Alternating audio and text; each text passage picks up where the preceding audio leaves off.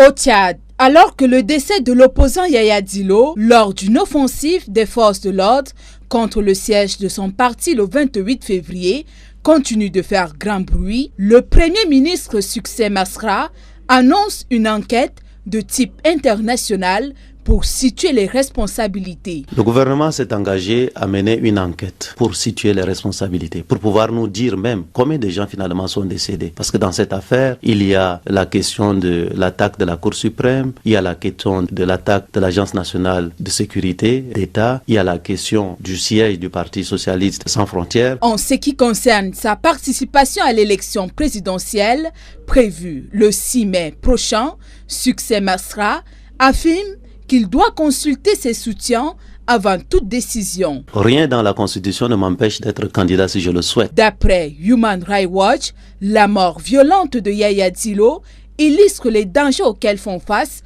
les politiciens de l'opposition au Tchad, en particulier à 2 mois de la présidentielle du 6 mai, pour laquelle Mahamat Idriss Déby Itno a annoncé sa candidature le 2 mars. Aux États-Unis, le Bureau de contrôle des actifs étrangers du département du Trésor impose des sanctions à 3 entités et 11 personnes au Zimbabwe. Parmi les personnes visées figurent le président zimbabwéen, le premier vice-président et le ministre de la Défense, Emmerson Mnangagwa, est accusé d'avoir protégé les trafiquants d'or et de diamants qui opèrent au Zimbabwe et d'avoir accepté des pots de vin en échange de ses services. D'après un communiqué du secrétaire d'État américain, Anthony Blinken, ces décisions s'inscrivent dans le cadre d'une politique de sanctions plus forte mise en œuvre par les États-Unis.